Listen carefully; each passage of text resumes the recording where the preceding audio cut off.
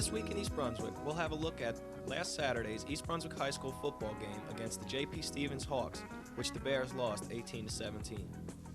Next, Assistant Library Director Sharon interviews Judy Perla about a fundraising project that also helps stranded motorists on the road. And of course, we'll have our regular features. Ken Shalhoub's Healthfacts with information on a new vaccine for cancer. Quick Clicks. Today, Bob Nemzer explains the twin reflex camera. Consumer advocate Adrian Eisner has advice on buying and storing a Thanksgiving turkey. And we'll finish with our weekly Township Council review.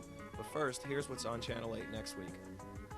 Monday at 10 a.m., it's Look Great, Feel Great with Lenore Kulik and exercises before bedtime. At 10:30, it's For Art's Sake with Dolly Vasta and a salute to the arts in Middlesex County with her guest Anna Ashkenas. Tuesday at 7 p.m., it's Check It Out, the monthly magazine show of the libraries of Middlesex. At 7:30, John Megliero and his guest Carolyn Gillette examine the sport of skydiving on Sports Talk. And at 8, a new program on Channel 8, About East Brunswick with the Mayor. On the first show, Mayor William Fox discusses planning and growth in the town with his guest, Director of Planning and Community Development, William Tanner, followed by a question and answer session with the studio audience. Wednesday at 3 p.m., it's Stories for the Kids from the library. And at 8, it's The Arts, produced by the Middlesex County Cultural and Heritage Commission. And we'll be back Thursday night at 7 and 8 with an all-new This Week in East Brunswick. Check the Channel 8 program guide for repeats of these shows. Last year, Channel 8 began taping and cablecasting selected East Brunswick High School football games, and the viewer response was tremendous. This year, we're continuing the games, and this past Saturday, the undefeated East Brunswick Bears and the Hawks of J.P. Stevens met in a key conference game. The Bears were looking to avenge last year's 27-26 loss to the Hawks in the Group 4 championship game. Channel 8's John Megliero and Sentinel News reporter Jimmy Allender were on hand to provide the play-by-play. The other teams, too, as we go along here. It'll be 2nd and 10 for Stevens, the ball on their own 42.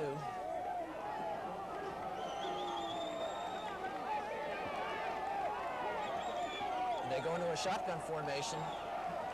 Booth goes into a wing position. Thomas takes the snap. It looks like there's a screen is set up, and Thomas, and he's dropped the ball! And he's got it! Darwin Jones has recovered that. Thomas had trouble, had to rush, tried to break out of the rush. I believe that was Rushnick that caused that fumble. He just came storming up the middle. East Brunswick's got the ball. 2 minutes and 3 seconds to go in the quarter. And the ball is on, I'm trying to see the marker. It's on the 27 of Stevens. Right. 1st and 10. Quick pitch outside, Chalecki. Chalecki's got some room, he's up to the 20-yard line. East Brunswick very much wants to take advantage of this break here. If anything, they'd like to get a field goal out of this situation. Chalecki picks up about 6 on the carry. It'll be 2nd and 4 for East Brunswick. Ball spotted at the Stevens 21 rather.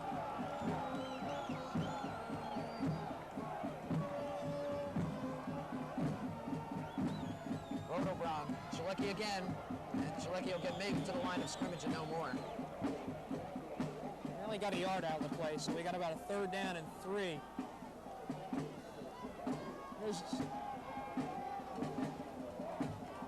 Well, we got a minute left in the quarter, John. Passing situation, maybe? Brown and Presser flank to the right. Okay, 3rd and 4. Roto Brown rolls right. Throws the ball up in the end zone for Rushnick. Does he have it? What a catch shot it. He sure did. He caught it. We're looking for a flag. The official isn't sure. He was knocked out of the end zone. Wait a minute. Wait. What did he call? They're calling a timeout. The official. Yes, touchdown. East Brunswick. There was no way, John, that they could not call it a touchdown. When Rushnick caught the ball, beautiful catch that it was, he was flung out of bounds before he had a chance to get his feet in. Sort of interesting that they hesitated on that. Wasn't that a beautiful catch and wasn't it a beautiful throw? Bobby Rushnack diving in the air, catching the ball and being knocked out of the end zone by the Stevens player. A little hesitation on the referee's part. But in fact, it's 6 points for East Brunswick, and they're up 13-7. And again, we got a key extra point here. Kick is up. It's good. So with 43 seconds left before the end of the third quarter, East Brunswick takes the lead 14-7. And that was a matter of taking advantage of a break. Something that we figured, at least you said, would be a factor in this game. Jimmy, I have to give Mark Rodelbaum a lot of credit. He was under severe pressure. In fact, was hit just as he let go of the ball. Had enough mustard on it, so to speak, to get it out to Rushnack, and Bobby did a fine job. Just a lot of poise on that play. He was under severe pressure and threw it just in the right spot. And of course, Rushnack made that beautiful catch.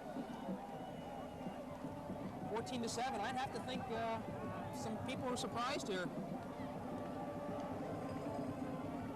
Well, the game is starting to come to life. It was a rather lethargic first half.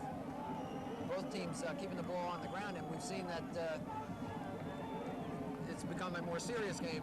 Stevens has come out throwing. East Brunswick has changed up their offense somewhat. But they're on top, 14-7, as Josh Miller will kick it off.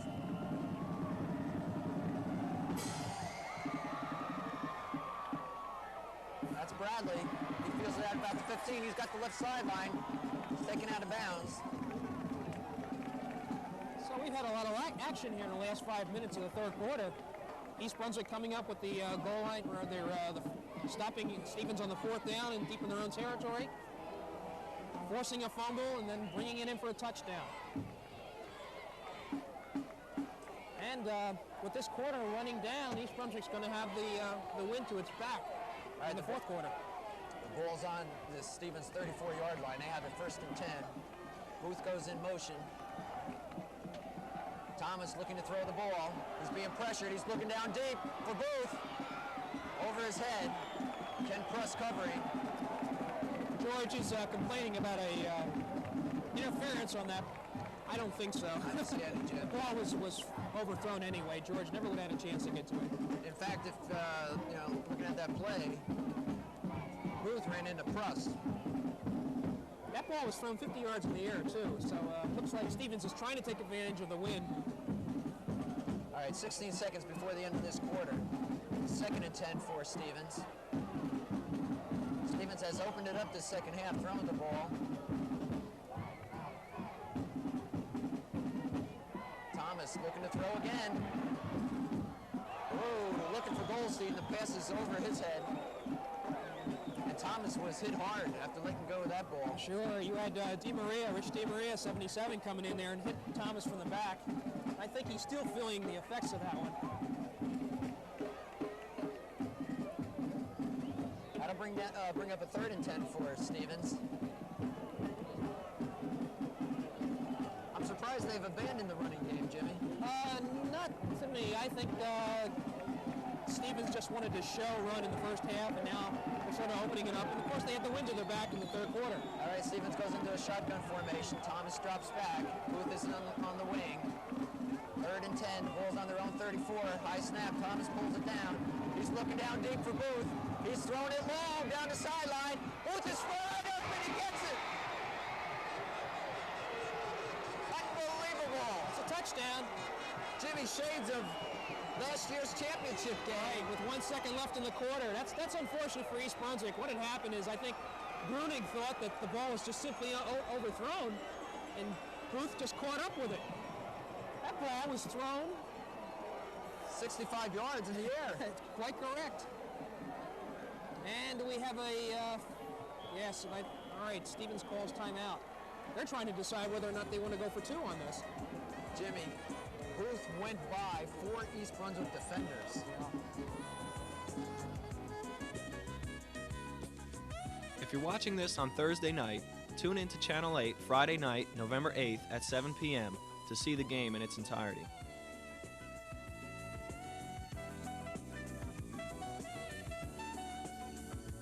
Hi, I'm Sharon Karmazin for This Week in East Brunswick. With me today, I have Judy Perla, who's president of the Middlesex County section of the National Council of Jewish Women. Welcome. Thank you. It's very nice to have you here today. I understand that your organization is involved in a very, very special campaign, community service campaign, which is also a fundraiser. Can you tell us about it? Sure, we're very excited about this new project. It's a Call Police banner, which I happen to have one here. We're selling these banners along with a brochure that comes packaged with it, and it's an aid to help motorists that are stranded on the road. This banner can be placed in the rear part of the window. It has 2 adhesive tapes right here, and if you're stranded, somebody will hopefully call the police. Mm-hmm. So that's your white flag. Yes. Where did you get the idea for this? Actually, we got this one from one of our sections across the country, Greater Minneapolis, who developed the banner a couple of years ago. And now sections across the country have taken to selling them. Mm-hmm. Can you tell us a little bit about the response you've had to them? Well, we've just started it, and the response has been very positive. And we met with one of the chief polices in North Brunswick, and he was very pleased with it and certainly advocated it. Mm-hmm. So how will you be selling these? How can people order them? These can be purchased by sending $3.75 handling charge to a post office box, and we will mail them back to you. I see, and we have that number for everybody. We have the post office number on our screen now for everybody to be able to see in case they'd like to order one. Can you tell us a little bit more about your organization? I know you do a lot more than just banners, and mostly community service. Yes, we are one of 200 sections nationwide. We are 100,000 women across the country. We are primarily a community service organization. We do many things at the national level, but locally we are involved in several community service projects. One of our projects that we're presently running is the Youth Activity Program, which we send volunteers to the Youth Detention Center. And our volunteers work on a weekly basis with the juveniles there. We make crafts with them, and these crafts, this is really a dual service project because not only are we working with the juveniles at the Youth Detention Center, but the projects that we make with them, we donate to the Hand in Hand Festival to be used as prizes for the handicapped children. That's one of our projects. We also have started a student absentee calling program in one of our communities in North Brunswick, where we send volunteers in to call to find out the whereabouts of children that are absent to ensure their safety. We have our Call Police banners, which is one of our projects, and we are presently organizing a new community service project, which we are calling Goodies for the Good Guys. That sounds interesting. And that's actually what it is, Goodies for the Good Guys. Our volunteers will be getting together, and we will be making baskets, and these baskets will contain goodies, of which will be fruit, baked goods, candy, and we plan to deliver them to East Brunswick, the police department and the fire department on Christmas Eve and Christmas Day for those that have to work on the holiday. What a nice idea to remember the people who have to work. That's great. I understand your group is also involved with Meals on Wheels. Can you tell us about that? Yes, actually our section, Middlesex County section, actually started the Meals on Wheels in this area. And at present, we still furnish volunteers to drive for Meals on Wheels, both in Middlesex County and in the Raritan Valley area. And we furnish volunteers, and we are also a supporting organization. So the funds that we make on such things as the banner, we donate some of those funds to our community services.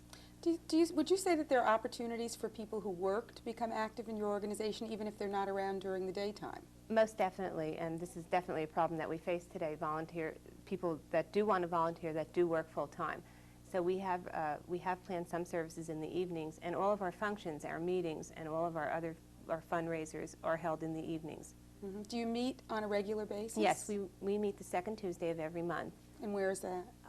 Well, this particular month we have paid-up membership, and we will be meeting at the Y in Highland Park. But and we do hold some of our other meetings at the Y in Highland Park. But most of our meetings are held at members' homes, mm-hmm. covering the different communities that we have members in. And if someone were interested in joining National Conference of Jewish Women, how would they go about doing that in Middlesex County? Well, you could either write to the same post office box number that you're writing to for the banners, or they could call me. And my phone number is 821-7529. Okay, and they could get membership information from you. Most definitely. Okay, well, Judy, thank you very much for being with us today. And we'd like to encourage anyone who's interested in more information about National Council of Jewish Women to give Judy a call or write her at that box number. Thank you for having me. You're welcome. This is Sharon Karmazin for This Week in East Brunswick. Till next time.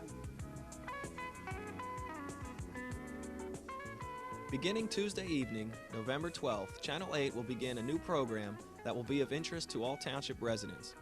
About East Brunswick with the Mayor will debut next Tuesday at 8 p.m.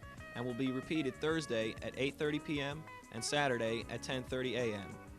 The program is hosted by Mayor William F. Fox, and each month he will have as guests various department heads and other people involved with the township's operation. Following their interview, a studio audience enters into a question and answer session with the mayor and his guests. The topic of the first show is Planning and Growth in East Brunswick with guest Bill Tanner, Director of Planning and Community Development. If anyone is interested in participating as part of the studio audience for the next show, please call the library reference desk at 390-6767 to register. The topic of the second show will be the water supply.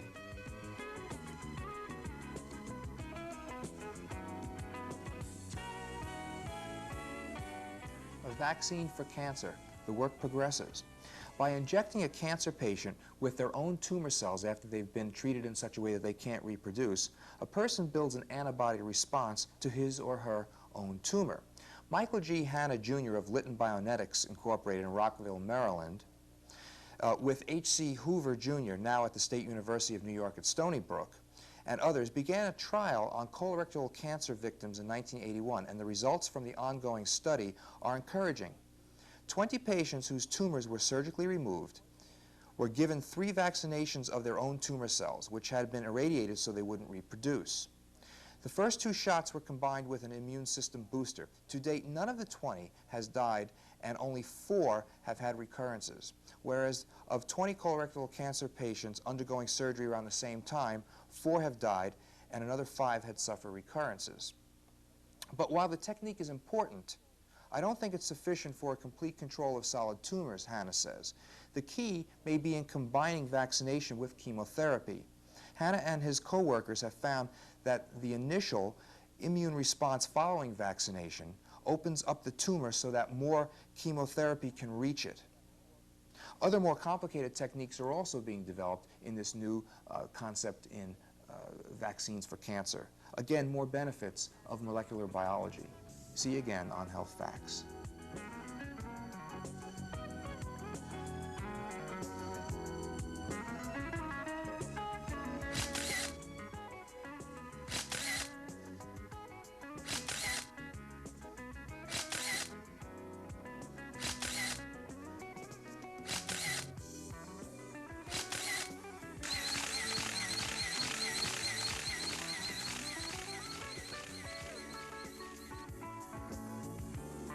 Hi, I'm Bob Nemser, and this is Quick Clicks.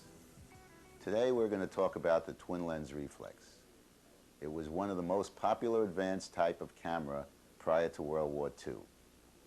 The film size is 2 1/4 inches by 2 1/4 inches square, and it comes on a roll of a maximum of 12 exposures. The body is divided into 2 entirely separate halves and uses 2 lenses of identical focal length. The top one forms an image via a 45-degree fixed mirror on a full-size focusing screen at the top of the camera. Only the bottom lens is fitted with a diaphragm and a bladed shutter, and this forms its image directly on the film. One of the advantages of this particular twin lens reflex is the interchangeability of the lenses. And that is done very simply like this. The lens that's on the camera is taken off, and these lenses have the shutter speeds and the diaphragm directly into the lens. And the lens that you wish to put on is just put in thusly and fitted, and there it is. There are advantages and disadvantages to this type of camera. One of the advantages is that the focusing screen provides more information than a rangefinder or a direct view camera without the cost and complexity of a single lens reflex. It's also mechanically very simple. You can observe the image on the focusing screen at all times, even as the shutter exposes the film. Some of the disadvantages are that you view the image reversed, that is, from left to right, and there is parallax error. What parallax error means is that being that you're viewing through a separate lens than you are photographing, there is a slight distortion in exactly what you get in your final film. That's not as important in objects that are far away, but it's very important in close-ups because you tend to lose the top of the picture. Also, this camera is very bulky and very awkward to carry. So what happens is that it's not easily transported and doesn't make for quick pictures in the field. Thank you very much. Next time, Quick Clicks will discuss the single lens reflex, its advantages and disadvantages, and this is the camera that I use and I would recommend. Thank you. See you soon. Hello. Welcome to Consumer Aware. I'm Adrienne Eisner of the East Brunswick Consumer Affairs Office. Thanksgiving is just around the corner, so let's talk turkey, about buying your big bird and how to store it properly. There are two important pieces of information to look for when you make your selection. An inspection mark on the label tells you that the turkey has been inspected and that it is safe, wholesome, and accurately labeled.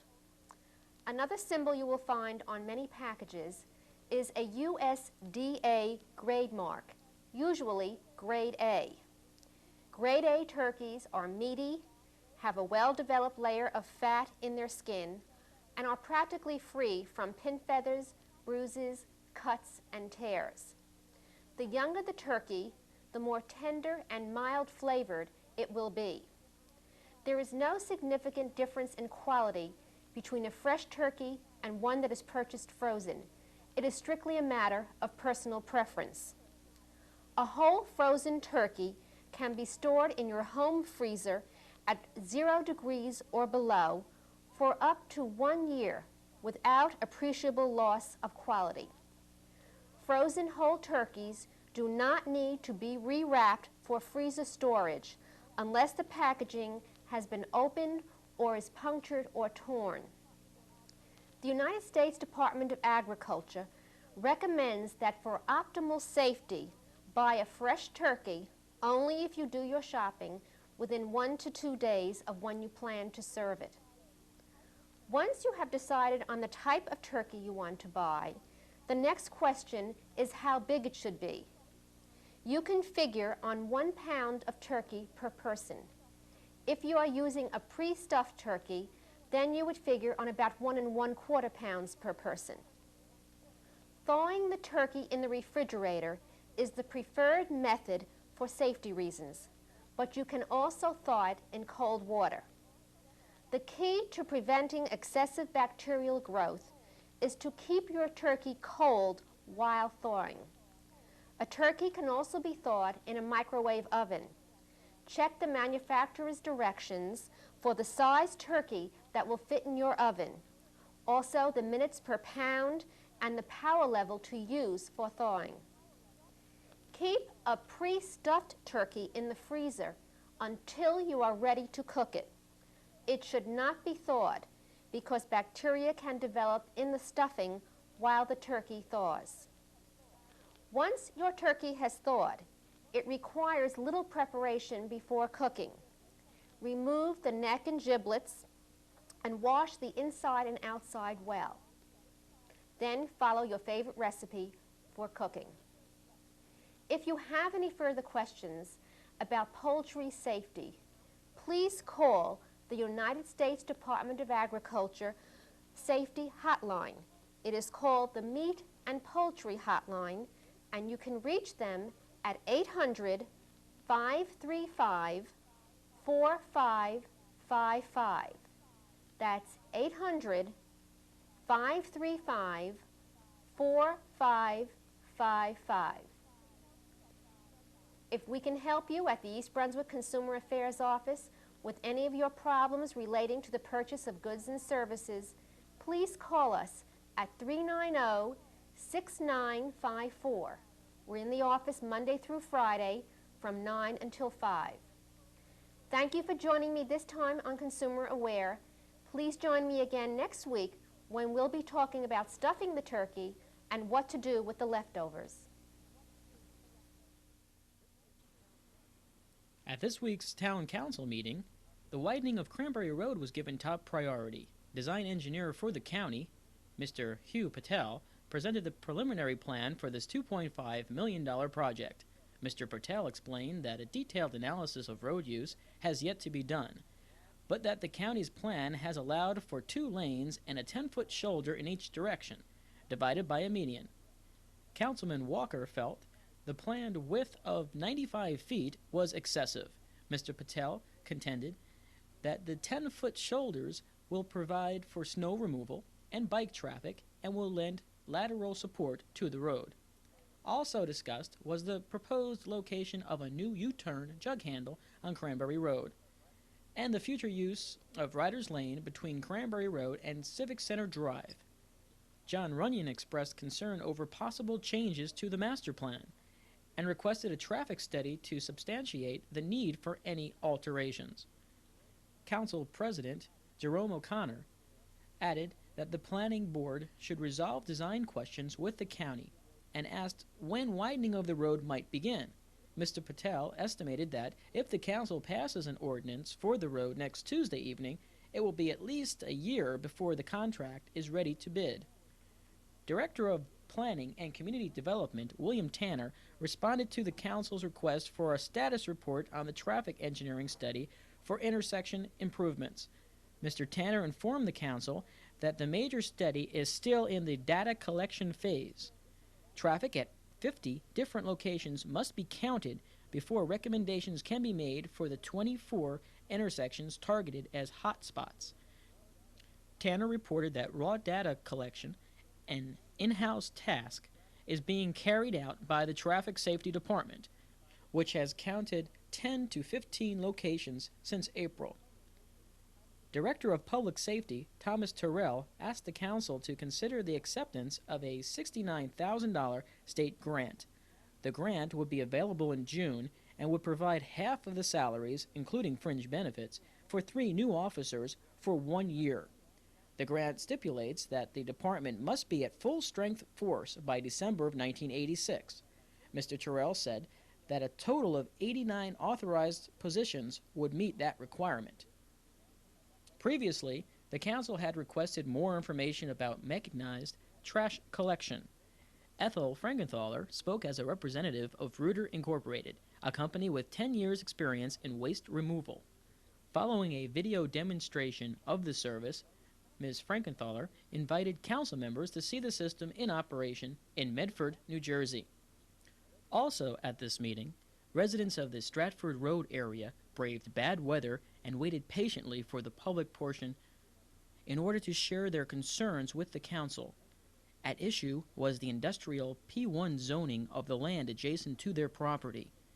Council members agreed that the zoning determined 44 years ago is inappropriate for the area and suggested that solutions be sought through the planning board.